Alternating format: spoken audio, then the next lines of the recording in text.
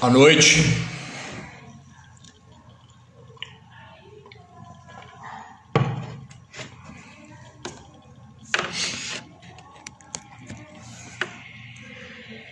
Fala, turma, boa noite, beleza? Tudo bem aí? Sejam bem-vindos aí à live de segunda-feira. Obrigado a todo mundo que está entrando aí. Hoje vamos discutir um artigo bem bacana sobre nitrogênio ureico no leite. O que é isso, como que impacta na produção, na reprodução, enfim. Vamos discutir bastante sobre esse tema bem importante aí. Beleza? Esperar só mais um minutinho para o pessoal entrar aí. Boa noite. Beleza, turma boa aí já. Bom, pessoal, esse é um artigo bem legal. Está disponível aí no link da nossa bio para quem quiser baixar, certo? Então é só entrar lá e baixar o artigo. E para as pessoas que já estão cadastradas, já estão recebendo automaticamente esse artigo aí. Então, para quem não se cadastrou ainda, entra aí no link da nossa bio aí e se cadastra, que vocês vão receber semanalmente todos os artigos de segunda-feira, beleza? Além disso, essa live depois fica salva no nosso feed aí também no Instagram, para a gente poder discutir. Assim como todas as outras segundas-feiras, fiquem à vontade para mandar pergunta durante a apresentação, não precisa esperar a final, não precisa nada. Vamos usar isso aqui como uma forma de debater, de trocar ideias. Então pode ir mandando aqui as perguntas que tiverem, qualquer coisa nesse sentido, que eu vou respondendo durante a apresentação. Beleza? Bom, então vamos lá. O artigo de hoje é sobre NUL, né? Que é o nitrogênio ureico no leite. Então o título do artigo é Nitrogênio ureico no leite como ferramenta para ajuste de dietas. E aqui a gente fala também sobre, nesse artigo fala também sobre os impactos disso aqui para o ambiente, para a reprodução e para a produção de uma maneira geral. Então, muito importante da gente entender bem esse assunto. Bom, o NUL, que é muito conhecido pela gente, é uma medida de quantidade de nitrogênio que tem ali no leite, certo? Uma outra nomenclatura que tem, que é o MUN, né, que é nitrogênio ureico no sangue também, né? Pode ser, a gente pode... O MUN, na verdade, é esse, a outra é o nitrogênio ureico no sangue, que é o nitrogênio ureico no plasma, né, que é NUP. Muito menos usado. Por que a gente avalia nitrogênio ureico no leite e menos no plasma? Pela facilidade de coletar a amostra, né? A gente coleta no leite ali, zero invasivo, né? E quando você coleta sangue é um pouco mais invasivo, atrapalha um pouco a vaca, né? Incomoda, você tem que coletar sangue e tal. Então hoje é muito comum fazer a análise de nitrogênio ureico no leite. Os laticínios já mandam para os produtores mensalmente, por exemplo, aqui na fazenda, o meu laticínio que eu mando leite, eles me mandam 3 vezes por mês, 3 análises de gordura, proteína, enfim, tudo isso, e mandam também a análise de nitrogênio ureico no leite. Bom, então é um parâmetro que a gente vai entender um pouco melhor o que ele representa aqui. Então quem tiver com o artigo vai acompanhando aí, quem não tiver, eu vou falando, depois vocês podem se inscrever e ir baixando aí. Bom, nitrogênio ureico no leite, já começando com um resumo, né, assim, com introdução, ele pode ter vários fatores que podem afetar a quantidade de nitrogênio ureico no leite. Mas basicamente os principais deles são excesso de consumo de proteína, certo? E também falta de carboidrato não fibroso. Então basicamente esses são os 2 principais pontos que podem levar um nitrogênio ureico no leite alto. Alta proteína bruta na dieta, certo? Excesso de proteína na dieta, ou baixo carboidrato não fibroso degradável no rumen, né? Porque o nitrogênio tem uma função muito importante no rumen ali, junto com o carboidrato, eles se complexam e formam ali a proteína microbiana, né, que é produzida no rumen e que é de extrema importância para as dietas aí. Tem dietas que proteína microbiana significa até 50% de toda a proteína metabolizável do animal. Então, basicamente, a gente quer nitrogênio no rumen da vaca, certo? Para ele se complexar, e um dos motivos é para que ele se complexe com os carboidratos e forme ali proteína microbiana. A grosso modo é isso que a gente busca numa vaca de leite. Bom, existe uma série de desafios que podem fazer com que o NUL baixe ou aumente, mas basicamente são esses 2 pontos dietéticos que fazem com que o nitrogênio ureico no leite fique alto. Bom, aqui tem uma série de estudos. O autor desse trabalho, eu esqueci de comentar, é o professor Rodrigo de Almeida, na Universidade Federal do Paraná. é um professor brasileiro, né, obviamente, e muito bom, renomado no nosso mercado, de bastante respeito aí, não só no Brasil, mas fora do Brasil também.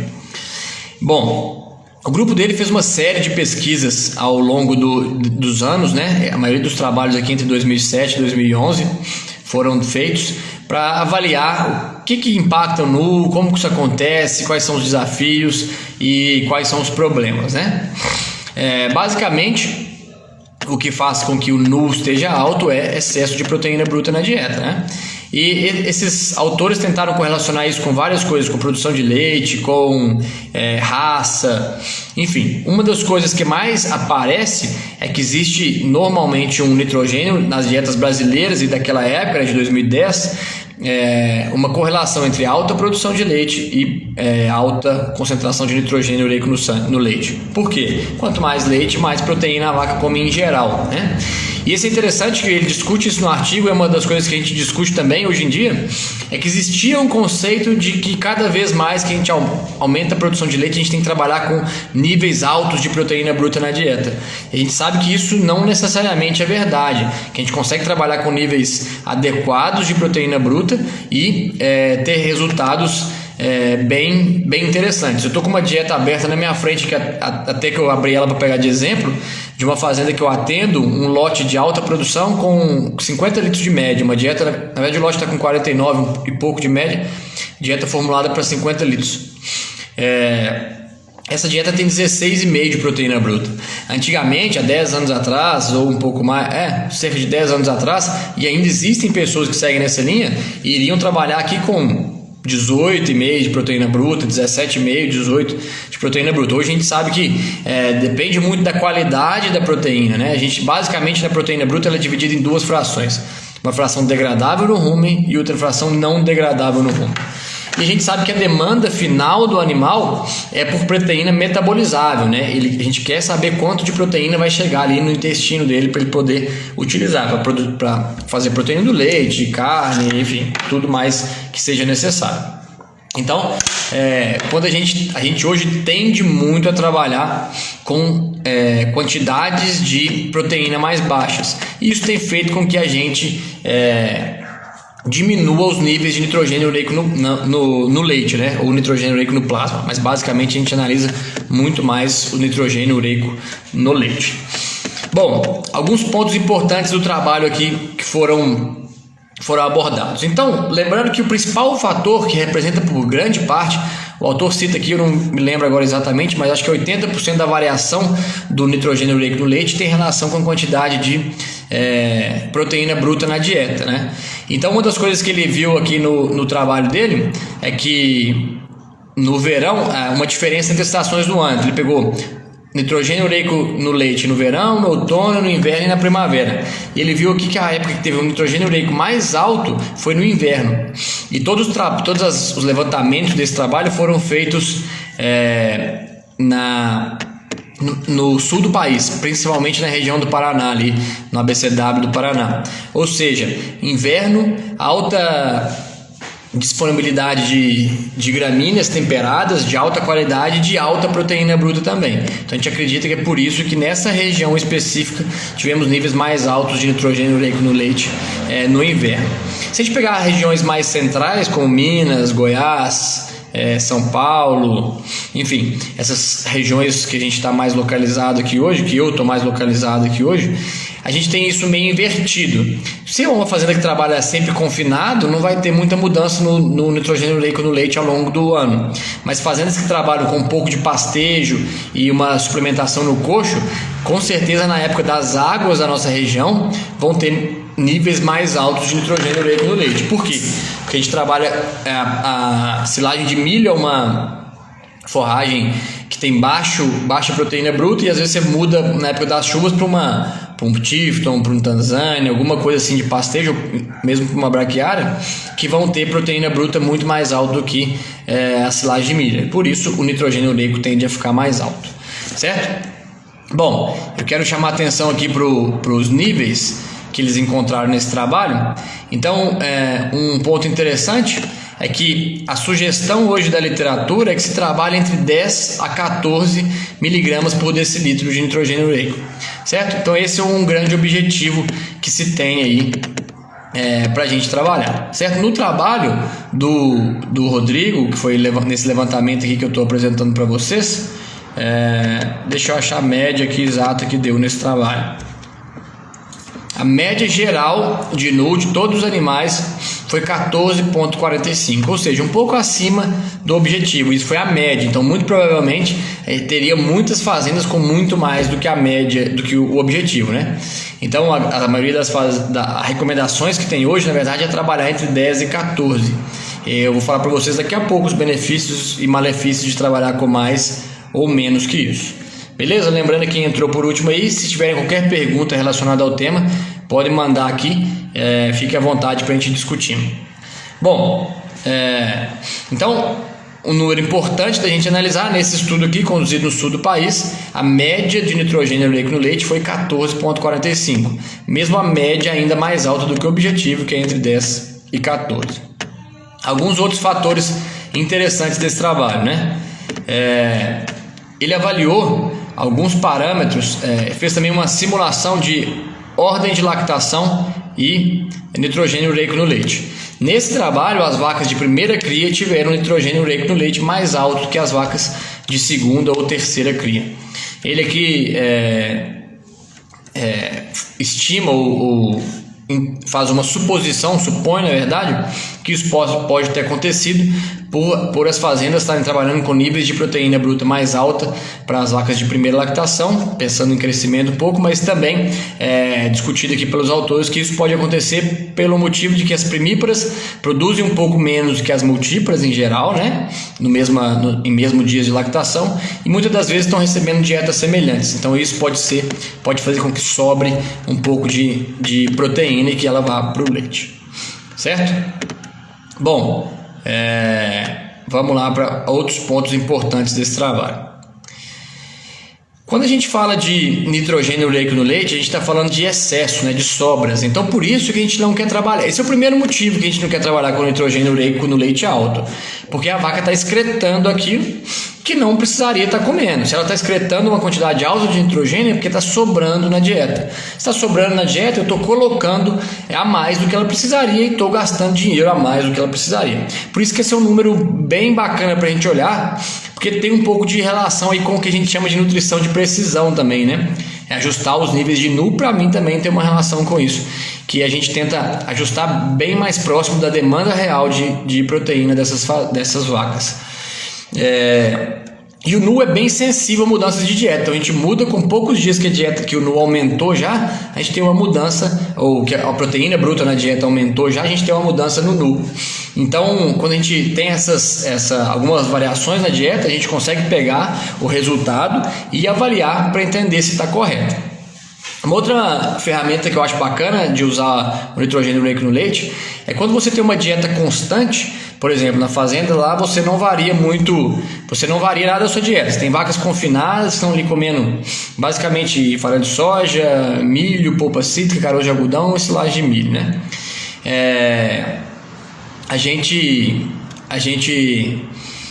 Se tiver essa dieta estável ao longo do ano, sem maiores desafios, sem maiores mudanças, se o seu NU estiver mudando muito ao longo do ano, isso pode mostrar para mim que eu estou tendo certas inconstâncias provavelmente no fornecimento dessa dieta. Talvez eu estou fornecendo a mesma dieta, porém de maneira errada, né? Fornecendo quantidades erradas, ingredientes errados, e por isso eu estou tendo esses desafios com alterações no nitrogênio ureico no leite. Então, se eu não mudo minha dieta, teoricamente o nitrogênio ureico no leite também não era para mudar, principalmente a parte proteica da dieta, que é que mais responde por essas mudanças. Outro cenário, trabalhar com nitrogênio ureico baixo é meio que loucura, mais baixo do que o recomendado. Por quê? Porque Porque é muito barato você suplementar ureia para uma vaca, né? Você suplementar nitrogênio, na verdade, que você pode suplementar na forma de ureia. É bem barato suplementar esse nitrogênio nessa forma de ureia, né? Então, se trabalhar com níveis muito baixos, você pode estar perdendo produtividade por um ingrediente muito barato que a gente poderia colocar na dieta. Tem alguns trabalhos que mostram para a gente também que quando a gente começa a ter quando a gente começa a ter nitrogênio muito baixo, nitrogênio ureico muito baixo, eu posso acabar perdendo um pouco de consumo e, consequentemente, perdendo produtividade também. Então, não faz sentido trabalhar com nitrogênio ureico mais baixo do que o recomendado, porque é fácil da gente suplementar e barato a gente suplementar esse nitrogênio. Obviamente, a gente tem que entender se a necessidade naquele momento é de proteína degradável no rumo ou de proteína não degradável, né? Mas, em geral, quando você está com nitrogênio muito baixo, você está faltando proteína bruta de um modo geral, né? Então, se você tiver proteína não degradável adequada, uma simples suplementação com ureia pode resolver esse problema e você conseguir atingir parâmetros mais consistentes e mais adequados ali. Bom, então os dois principais, a gente não quer trabalhar os dois principais motivos, nós vamos falar outros daqui a pouquinho aqui, mas os dois principais motivos que a gente não quer trabalhar com nitrogênio ureico alto ou baixo, o principal que a gente não quer trabalhar com alto é porque não sei se principal, tem o outro que é a reprodução, nós vamos entrar daqui a pouco, que talvez seja o principal. Mas um dos mais importantes que a gente não quer trabalhar com nitrogênio ureico alto é porque a gente pode estar gastando mais do que precisava na dieta, nós estamos jogando dinheiro fora. E eu não quero trabalhar com nitrogênio ureico baixo porque eu posso estar perdendo produtividade, certo? Então a gente vai trabalhar com 10 a 14, esse é o grande objetivo, né? Tomando cuidado em fazendas com manejos ou inconsistências de dietas, de fornecimento dos alimentos. Por quê? Essas fazendas que têm uma inconsistência, aí, se eu trabalhar muito próximo de qualquer um dos dois limites, eu estou próximo de ter problemas, certo? Então a gente tem que ficar atento a isso e poder adequar para não estar gastando dinheiro à toa e não estar faltando à toa também, né? Se estiver faltando à toa é tão ruim quanto sobrar. Faltando é muito barato suplementar e a gente conseguir resolver esse problema. Daqui a pouquinho nós vamos entrar, vou pegar algumas perguntas aqui agora, e daqui a pouquinho a gente vai entrar, o autor fala sobre isso também, sobre efeitos de nitrogênio ureico, o excesso de nitrogênio ureico na reprodução. Tem uma pergunta aqui do Guarani Pecuária, já eu vou te responder essa pergunta aqui, beleza? Ednelson Bueno, qual a sua opinião no uso de cana-de-açúcar com ureia? Você recomenda a suplementação de cana-de-açúcar ou silo de milho? Ednelson, tudo vai depender do que você consegue produzir na sua fazenda. Se você não consegue produzir, eu acho ainda que na maioria das regiões do Brasil a silagem de milho vai ser o volumoso com o melhor custo-benefício que a gente pode usar. A gente tem uma série de desafios de usar cana-de-açúcar aí, que é principalmente em plantio, colheita, em silagem, qualidade do alimento, qualidade da fibra. Não é um alimento que eu gosto muito de usar. Porém, tem algumas regiões que não se consegue produzir silagem de milho, por exemplo, por questões climáticas, etc. Se essa for uma condição sua, eu acho que faz sentido usar cana-de-açúcar com ureia, é um alimento bem bacana. A ureia tem que utilizar quando você utiliza cana-de-açúcar, porque a proteína bruta é muito baixa. Mas em dietas com silagem de milho, a grande maioria das dietas com silagem de milho que eu faço, eu também utilizo ureia. A gente precisa desse ajuste aí para poder chegar nos parâmetros adequados. Bom, se você está numa região que produz silagem de milho bem, a gente tem que... Eu usaria silagem de milho. Eu não vejo muito sentido de usar cana-de-açúcar numa região que a gente consegue produzir silagem de milho. Porque o que mais importa é quanto que a sua dieta final vai ficar, não o custo daquela forragem.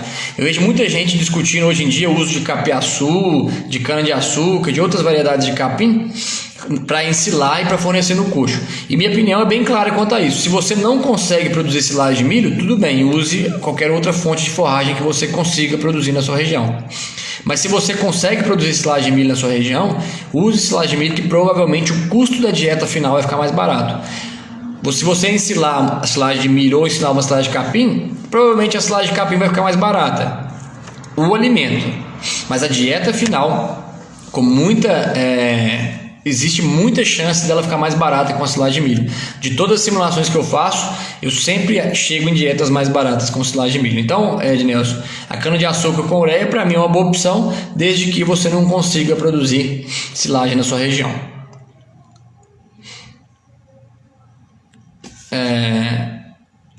Lidiane, do Guarani, já vou responder sua pergunta aqui rapidinho, viu? Lucas, boa noite. Por quanto tempo o ósseo ainda sofre influência negativa do NU mesmo após a correção da dieta? Boa pergunta, Lidiane. Não sei te responder. Não sei se por quanto tempo ainda que a gente vai dissipar esse nitrogênio ureico, se nos ciclos, como o ósseo já está ali no ovário, quantos ciclos que a gente necessitaria ali para ele poder recuperar isso, né? A gente sabe, por exemplo, com estresse térmico, a gente precisa de 5, 6 ciclos ali para a gente poder recuperar isso aí, mas com nitrogênio, infelizmente, não sei te responder. Laticínio Lagoa da Prata, qual o valor mínimo e máximo recomendável? A gente tenta trabalhar entre 10 e 14 miligramas por decilitro. Certo? Uma pergunta lá de Lagoa da Prata, silagem de capiaçu com ureia. Pode ser que seja necessário também. Vai depender da formulação da dieta. Muitas forragens necessitam uma correçãozinha com ureia, mas depende muito da quantidade de proteína bruta que vai ter na sua dieta. Em geral, se você ensilar esse capiaçu com alta proteína, porque tem vários pontos de corte que você pode ensilar ele com vários níveis de proteína, né? Se você ensilar ele com alta proteína, provavelmente você não vai precisar de ureia para corrigir. Mas corrigir com ureia eu acho que não é um problema para ninguém, porque assim, é muito barato, né? A ureia custa R$2 o quilo, então você consegue trabalhar aí bem tranquilo com ureia e ajustar, se for necessário, né? Mas esse aí precisa de corrigir, fazer a correção, fazer a formulação da dieta para entender se vai entrar ureia ou não. Então tem que formular para entender bem. Uma pergunta do Matheus Guimarães: qual o limite máximo de inclusão de ureia que você gosta de trabalhar? Bom, em vacas de baixa produção até 1% de inclusão. Em vacas de produção acima de 30 litros, máximo 0,8% de inclusão, normalmente. E eu vou acompanhando o nitrogênio ureico no leite. Se eu vejo que o nitrogênio ureico no leite está alto, eu abaixo um pouquinho. Se eu vejo que ele está tranquilo, eu mantenho. Mas em geral é isso. E quando eu trabalho com dieta com cana-de-açúcar, às vezes a gente chega até 1,1% de ureia da matéria seca da dieta total, certo? Então, tem dietas aí que a gente vai usar, às vezes, 200 gramas de ureia, sem problema. A gente tem muito medo de ureia, né? De usar ureia na dieta, mas, assim, ela não mata muito fácil. A ureia faz mal para o animal e mata, é tóxica, quando come uma quantidade grande. Eu não lembro mais de cabeça a quantidade grande, a quantidade exata, mas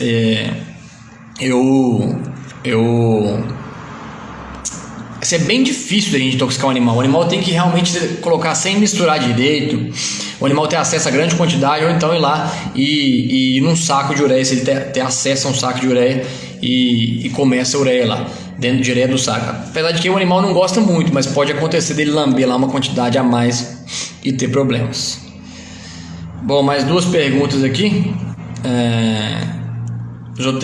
Lucas Facuri: a raça dos animais também influenciam no nitrogênio ureico no leite, certo? Como por exemplo holandês e girolando. Lucas, influencia. Nesse trabalho aqui do Rodrigo Almeida, ele avaliou a diferença entre raças, certo? Entre holandês, mestiça, Jersey e pardo suíço. E teve uma diferença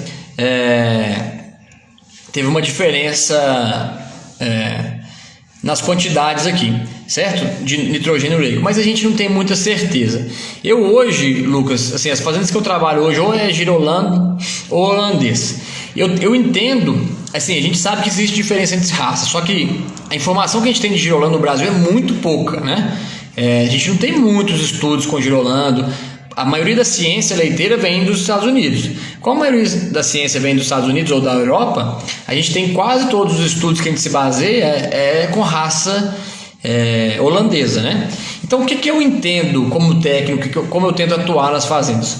Como eu não tenho estudos detalhados de girolando, por exemplo, eu entendo que a produção de leite é o fator primordial. Então, se eu estou trabalhando com vaca girolando de alta produção, eu entendo que ela é igual a uma vaca holandesa de alta produção. Se eu estou trabalhando com uma vaca girolando de baixa produção, eu entendo que ela é igual a uma vaca holandesa de baixa produção.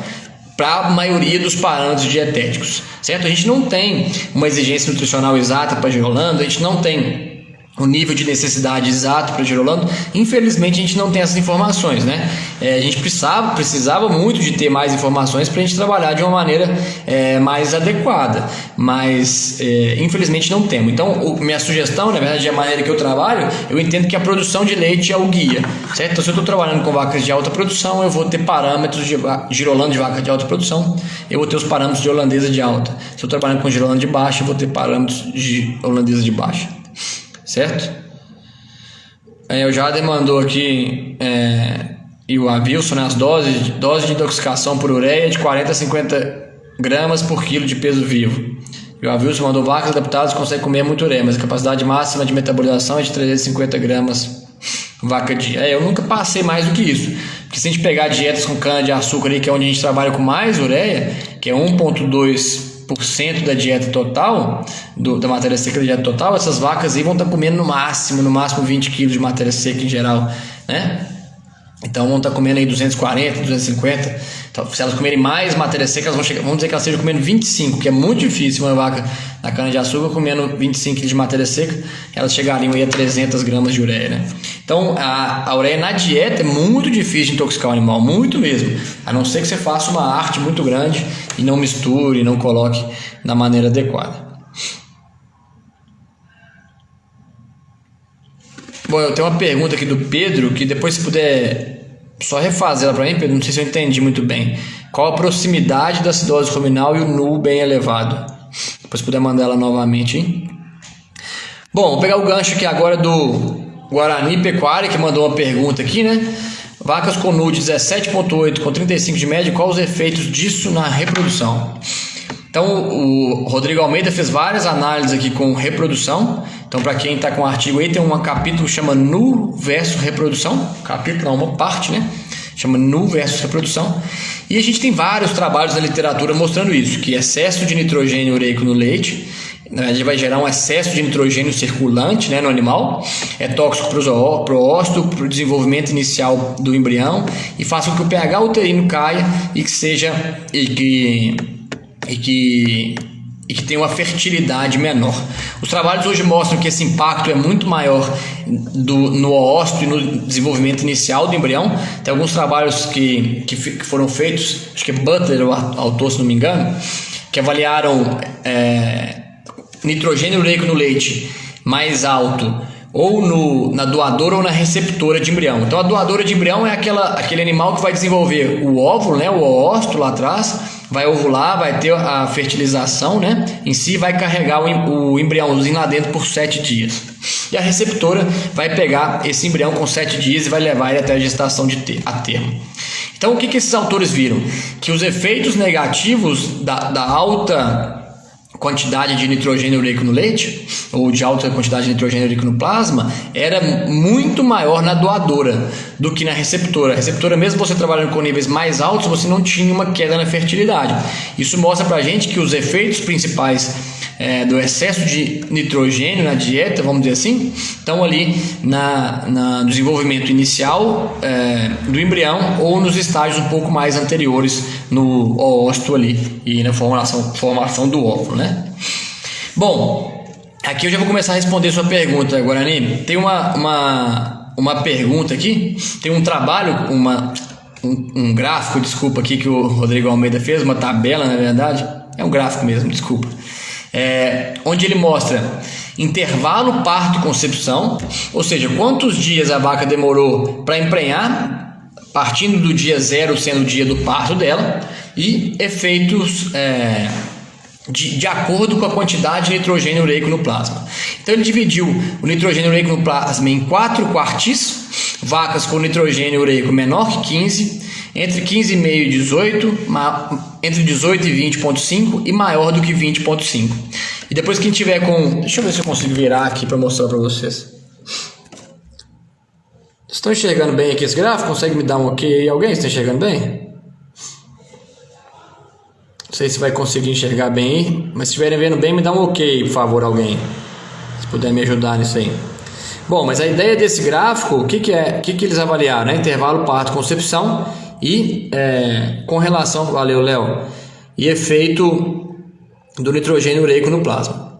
Então as vacas foram divididas em 4 quartis, vacas com nitrogênio menor que 15,5, entre 15,5 e 18, entre 18 e 20,5 e maior do que 20,5. O que a gente consegue ver aqui claramente, né? Quanto menor o nitrogênio ureico máximo que esse animal teve, certo? Antes da concepção, melhor menos dias entre o parto e a concepção. Isso aqui pra gente é muito importante, né? Eu quero que minha vaca emprenhe o mais rápido possível depois do parto. Eu não quero que ela demore para emprenhar. Eu quero que esse animal emprenhe o mais rápido possível. Então a gente vê aqui que no quartil 1, que é menor que 15,5, as vacas em média demoraram 120 dias para emprenhar. Lembrando que aqui nós estamos falando de vacas holandesas de alta produção. Acho que foi mais de 40 de média nesse trabalho aqui. No quartil 4, que é mais do que 20,5, 184 dias para emprenhar. É muita coisa, pessoal. São 60 dias de diferença. É 50% a mais. Isso aqui significa muito dinheiro mesmo para a fazenda.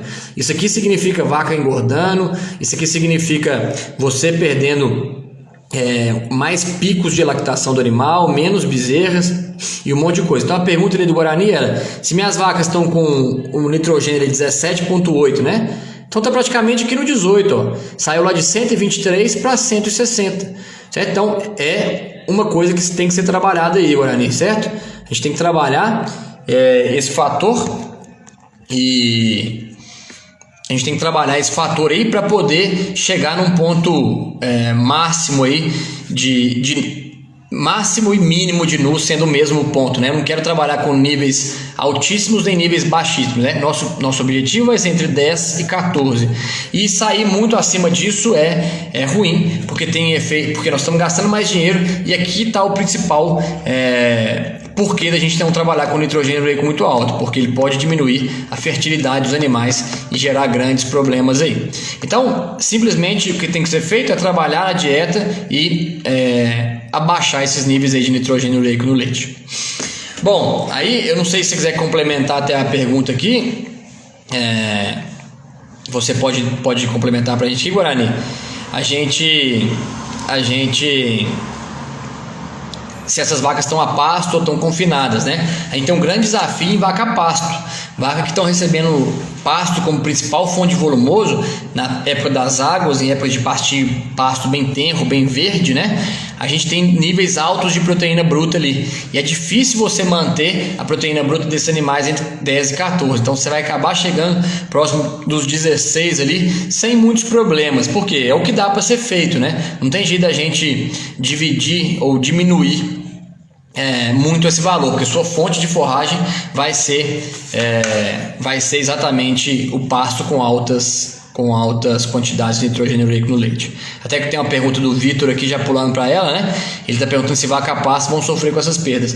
Provavelmente vão sofrer sim, Vitor. A maioria dos trabalhos é em vaca confinadas, mas mostra pra gente, independente se é confinado ou não, que quando se aumenta a quantidade de nitrogênio ureico no leite, você piora a fertilidade, né? Então, quanto menos você conseguir trabalhar com nitrogênio ureico no leite no pasto, é melhor, né? A gente tem algumas estratégias para isso. Por exemplo, na maioria de dietas a pasto não é necessário usar ureia, né?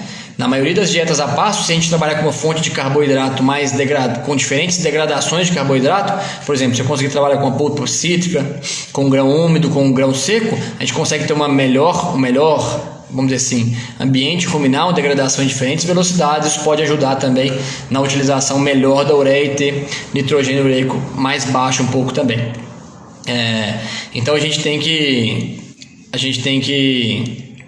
entender se está realmente fazendo o que a gente pode fazer, né? Uma outra estratégia para a gente trabalhar de vacas a pasto, por exemplo, isso para confinamento também, mas para pasto pode ser mais importante, é a gente trabalhar com alguma fonte de proteína bypass que seja mais rica em proteína não degradável, porque esse é um outro desafio que a gente tem nas nossas dietas aqui no Brasil, né?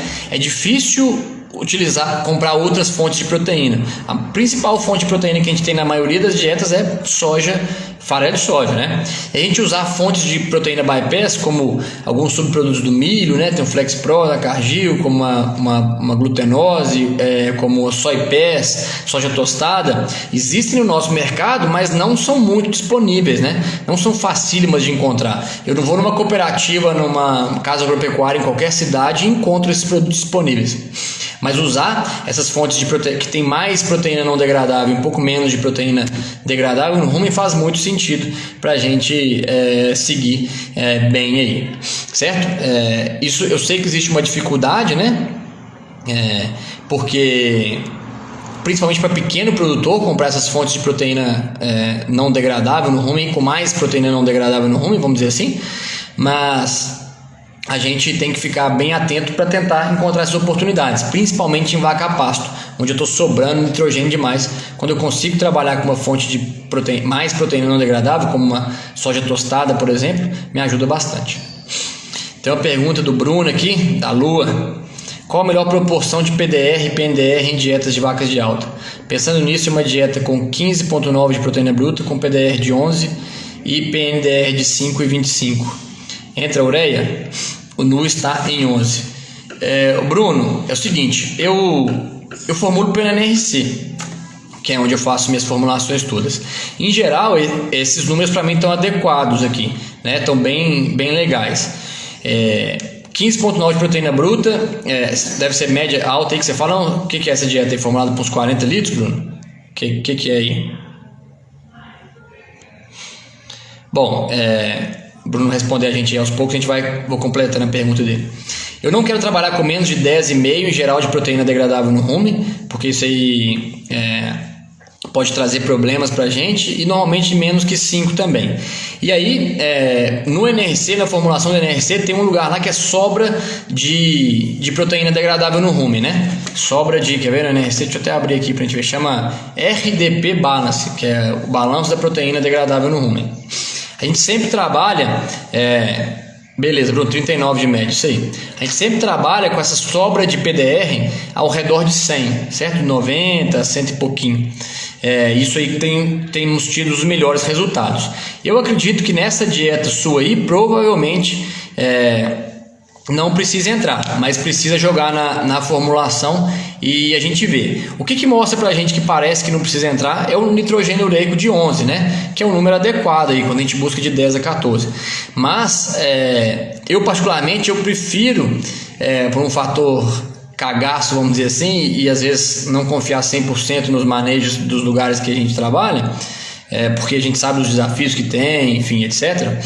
Trabalhar na casa dos 12 até 13 ali de nitrogênio ureico no leite eu gosto mais, para te falar a verdade. Por quê? Eu estou nadando mais longe da hélice, né? Estou correndo menos risco. Então, quando eu trabalho com 11, é difícil isso ser 100% constante, né? Então, talvez você tenha uma análise de 10, de 9, isso aí me preocuparia um pouco. Mas, talvez essa dieta, então a gente precisaria jogar ela no NRC para ver quanto que pediria depois de proteína degradável no rumen, de ureia, né? Eu acredito que essa dieta talvez entraria um pouquinho de ureia, sei lá, tipo 50 gramas, e aí chegaria nesse NU aí de uns 12, 12,5, e eu fico um pouco mais tranquilo com isso. Apesar que a literatura mostra pra gente tranquilamente níveis de 10 aí, indo bem, mas eu fico um pouco mais tranquilo com níveis na casa de 12.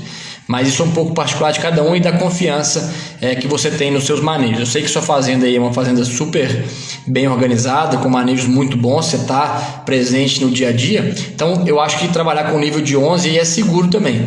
Mas eu teria que colocar no programa e formular. Eu acredito que nesse caso seu aí, como é uma fazenda que você está em cima, que você tem manejos muito bem controlados, vagões bons e um controle bem bacana, eu acredito que esse nível seu aí talvez não precise entrar ureia. Bom, vamos lá. Uma pergunta, vamos lá. Vitor, Fábio, no abaixo de 10 estamos deixando desafiar as vacas. Não é isso, Fábio. Assim, na verdade, o nitrogênio ureico não tem muita relação com o desafio. Pode ter também, mas abaixo de 10 a gente está deixando de fornecer um nutriente básico para ela, que é o nitrogênio, né? Para a vaca conseguir produzir a proteína microbiana e conseguir ter os resultados da produção mais adequados. Uma resposta do Guarani aqui: esse gado está confinado, silagem de capiaçu, mais fubá no núcleo proteico e feno. Tem que dar uma olhada, Guarani, nesse núcleo proteico seu. Talvez ele tenha uma quantidade de ureia maior do que necessário por você estar trabalhando já com uma silagem de capiaçu. Beleza? Mas você tem muitas oportunidades aí de diminuir a proteína da dieta, a proteína bruta da dieta, para você conseguir chegar em níveis mais aceitáveis. Eu acho esse nível de 17,8 para gado confinado bastante alto. Gustavo Oliveira: a pasto posso diminuir a adubação nitrogenada? Gustavo, aí nós temos que trabalhar naquele balanço entre produção, né, de forragem e quantidade de nitrogênio ureico no leite, né? Se eu diminuir a adubação nitrogenada, eu vou diminuir a quantidade de pasto que eu vou ter disponível. Então depende um pouco da sua sobra que você tem, etc. Em geral, dá para trabalhar bem com adubação nitrogenada adequada e trabalhar com nitrogênio ureico aceitável, porque a gente vai, principalmente usando umas fontes melhores aí de carboidratos e tentando utilizar fontes boas também de proteína bypass. Mas eu acho que esse, na maioria dos casos, não é o caminho, porque se você perder produção de pasto, pode ser maléfico para você também. E pensando, é difícil ver uma fazenda que está sobrando muito pasto. Você fala: eu posso produzir menos, não tem problema. Mas enfim, cada caso é um caso, né?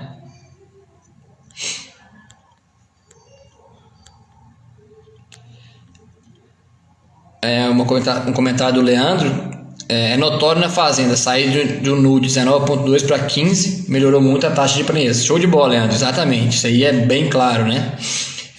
NU bem alto assim, o trabalho mostra claramente para a gente que gera sim problemas e gera perda de fertilidade. Jader: quais implicações no animal do NU alto depois de confirmar a prenhez?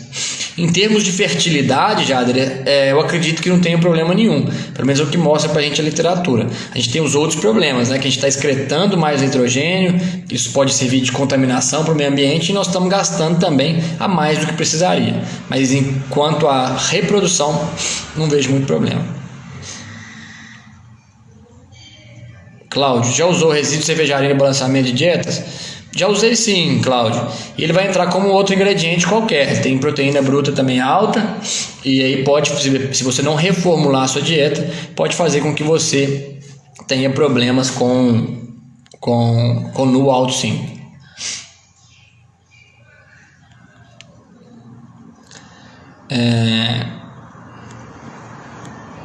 Wilson: eu estava com NU de 10, dando caroço e soja. Acabou o caroço e só para soja. NU pulou para 17. Agora eu vou ajustar a soja novamente, também uso cevada. Bom, Wilson, esse comentário seu aí, a gente tem que ver o que foi reformulado na dieta, né? Se você tiver substituído em quantidade, vamos dizer assim, adequada, em formulação adequada, vamos dizer assim, o seu caroço pela soja, você não era para ter esse tipo de problema não, né? Porque a soja tem até uma proteína melhor que do caroço, vamos dizer assim. A diferença que você pode ter tido é que talvez você tenha substituído 1 para 1, né? Quando você substitui 1 para 1, aí você pode ter problema sim. Porque os níveis de proteína bruta dos ingredientes são diferentes, né? Então a gente tem, por exemplo, a soja que vai ter, até pegar aqui certinho os valores, né? Você pegar o caroço de algodão, vai ter na casa de 20,4 de proteína bruta, que segundo minha matriz. Farelo de soja na casa de 48, 49. Então, se você substituir 1 para 1, você vai ter problema com certeza nisso. Pode ter sido isso que aconteceu. Então, eu acho que esse é um caminho que pode estar seguindo e que tem acontecido. Mas a cevada também é outro alimento que a gente tem, ou resíduo de cervejaria, né? Que a gente tem também uma quantidade de proteína bruta mais alta também, é considerado um alimento proteico, né? Casa de 29 de proteína bruta, mais ou menos, variando de cada uma. Então você tem 3 fontes de proteína alta assim, relativamente alta, quando a gente compara com milho, por exemplo, com uma polpa cítrica. Então tem que reajustar isso aí. Eu trabalharei com um pouco acima de 10 aí, na casa de 12, para tentar chegar certinho. Para não ficar refém apenas, a pergunta do ADN Neres, para não ficar refém apenas do NU avaliado no tanque, fazer a análise do leite de 20% de cada lote é estratégia interessante? É interessante, assim, eu entendo assim que de vez em quando é bom a gente fazer do gado inteiro, sabe? Eu prefiro fazer menos vezes do gado inteiro do que fazer muitas vezes de 20% do animal. Então vamos dizer assim, você tem um nu bastante constante na sua fazenda, na casa de 12, 13, enfim. Sei lá e fazer uma vez do gado inteiro para você entender um pouco melhor o que está acontecendo animal por animal é bacana, assim. Uma outra opção que você pode fazer de uma maneira mais efetiva e mais rápida é fazer periodicamente lote por lote, né? De cada lote. Então encher o tanque, você pega lote por lote e faz. Isso aí a gente costuma usar quando a gente tem desafios, né? Quando a gente vê que está saindo do nosso controle.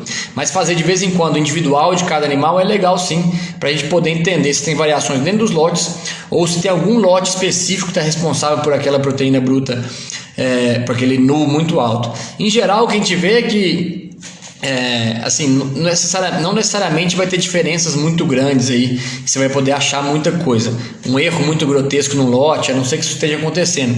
Formulei errado para o lote X, estou dando muita ureia ou muita soja em excesso e acontecer isso. Então, periodicamente fazer dos animais inteiros pode ser... de todos os animais pode ser uma estratégia bacana, principalmente quando eu tenho desafios ou para eu conhecer melhor o rebanho. Então, Bruno mandou aqui, pensando em baratear custo, substituir farelo por ureia. Ô Bruno, você está com 5,25 aqui que você falou de proteína de PNDR, né? Em vacas de alta produção. Eu acho que não vai ser o caminho, não. Eu não sei, eu não apostaria que isso aí funcionaria muito bem, não. Você podia chegar até 5 aí, mas eu acredito que já está um número adequado aí, não abaixaria mais que isso, não. Certo? A Wilson perguntou se eu conheço a Mireia. A Wilson conheço, mas nunca trabalhei. A Mireia, para quem não conhece, basicamente é uma ureia complexada com amido, né? Com um pouco de milho ali. E aqui a teoria é que libere um pouco mais lento. Eu não conheço muitos trabalhos com ela e nunca usei particularmente, então não posso dar muita opinião, não. A Wilson falou que foi isso mesmo, foi 1 para 1, substituir o caroço 1 para 1, é exatamente o que acontece. Pegou um caroço lá com 20 e poucos por cento de proteína bruta, botou a soja com 40 e tantos de proteína bruta, você está colocando o dobro de proteína bruta no sistema, né? Então eu acho que isso aí é um caminho que com certeza vai levar a um aumento de nu. Isso é muito claro, a gente aumenta muito a proteína bruta, vai aumentar a nu, esse é o principal fator. O Guarani perguntou que você recomendaria fazer nu individual no caso igual esse que está falando. Assim, nesse caso, a primeira atitude que eu tomaria é baixar o nu geral, porque a gente já sabe que tá alto demais. E depois eu faria individual para fazer um ajuste fino nesse processo, vamos dizer assim. Mas nesse caso está 17,8, você já pode mandar bala e fazer o nu aí, e abaixar um pouco esse nitrogênio ureico e ter resultados positivos depois. Acho que você não vai ter muita chance de ter problemas com isso, não. Problemas assim de ter erros por não ter feito individualmente. Então faz individualmente, faz primeiro, então faz uma estratégia para baixar a média primeiro e depois faz individualmente para entender se foi efetivo para todos os lotes. Bom, chegando mais para o final do artigo, um outro fator importante que os autores falam aqui é que quando a gente tem nitrogênio ureico alto, a gente tem uma eficiência de utilização do nitrogênio mais baixo. O que é eficiência de utilização? Eles fazem uma conta que é a quantidade que você botou na dieta e a quantidade que saiu no leite, né? Então com isso aí você vê a eficiência de utilização. Então quanto mais alto é o nu, menor sua eficiência de utilização de nitrogênio. Então outro ponto importante que o autor discute aqui, não vou entrar muito aqui. Quando você tem nitrogênio ureico muito mais alto, você pode ter um aumento na excreção na produção de fezes dos animais também, e isso pode fazer com que tenha mais contaminação, e o nitrogênio por si só também pode significar mais contaminação ambiental. Então não justifica usar muito esse produto em excesso. Bom, a gente indo já para o caminho final aqui, né? Só mais uma pergunta do Guarani aqui. Tem algum material para fazer análise de nu na fazenda? Eu não conheço, mas assim, o laticínio que você entrega leite com certeza faz isso lá, ou manda para um laticínio maior, para uma empresa maior que faz. Então eu aqui em casa, quando quero fazer, eu coleto uma amostra a mais, entrego para o meu leiteiro aqui, ele manda lá no caso lá ele faz na clínica do leite e a gente tem os resultados depois. Bom, partindo para o final aqui, se tiverem mais alguma pergunta pode ir mandando. O nitrogênio ureico no leite é uma ferramenta sensacional para a gente avaliar a dieta, principalmente a quantidade de proteína bruta, se está sobrando ou está faltando na dieta. A dieta é muito responsiva a excesso, o nitrogênio ureico no leite, na verdade, é muito responsivo a excessos na dieta, então quando está sobrando muito, quer dizer que, quando tem nitrogênio ureico alto, quer dizer que está sobrando muito e principalmente por excesso de proteína. Algumas vezes o nitrogênio ureico pode ficar alto por falta de substrato de carboidratos degradáveis no rumen, fermentáveis no rumen, porém na maioria dos casos o nitrogênio ureico mais alto é excesso de proteína bruta na dieta. Esse excesso de proteína bruta, o principal ponto que ele traz prejuízo, porque a gente está gastando mais do que deveria, e traz prejuízos principalmente na reprodução. A gente viu que claramente que problemas reprodutivos podem ocorrer quando a gente tem nitrogênio ureico alto no leite. Bom, a pergunta do aviso, ou seja, se você tem NU alto no leite, nitrogênio ureico alto no leite, é porque a vaca já está utilizando o máximo que pode, o resto está sendo excretado. Exatamente, aquilo ali é uma sobra, né, aviso? Perfeito, perfeito. Está sobrando e por isso que ela está jogando fora. Então, se ela está jogando fora é porque ela não deveria ter comido, certo? Então, a gente não precisa, a gente pode reformular a dieta e diminuir isso. Muito claro, em rebanhos tem NU muito alto, problemas reprodutivos. Então, vamos trabalhar para evitar isso, para não gastar dinheiro à toa e para diminuir problemas reprodutivos. Não trabalhem com nitrogênio ureico muito baixo também. Nitrogênio ureico muito baixo mostra que está faltando proteína degradável na nossa dieta, que a proteína bruta está baixa em geral, faltando proteína degradável no rumen, na dieta. Baixo, apesar dos autores hoje mostrarem que valores na casa de 10 não tem problemas, vamos dizer assim, nitrogênio ureico no leite muito baixo pode gerar perdas produtivas, baixa de consumo também e, consequentemente, perdas de leite, né? Falta de oportunidade de produzir mais. E suplementar proteína degradável no rumen é muito fácil, é muito barato, né? Uma ureia, por exemplo, funciona como fonte de nitrogênio para o rumen.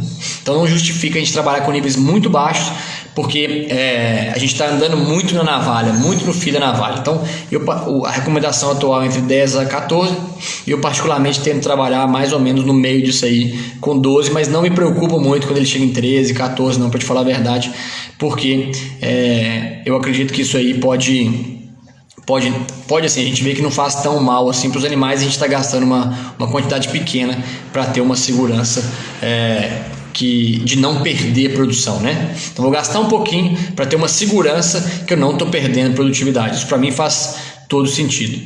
A Vilson mandou que tem uma última pergunta. Fica à vontade aí, a Vilson, pode mandar. Bom, então a conclusão dos autores aqui é basicamente essa também, né? Que o nitrogênio ureico no leite é um bom indicador de quão adequados estão os níveis proteicos e energéticos da dieta, certo? Bem como qual é a eficiência da utilização do nitrogênio em vacas. Quando a gente está gastando muito, está excretando muito, é porque está sobrando.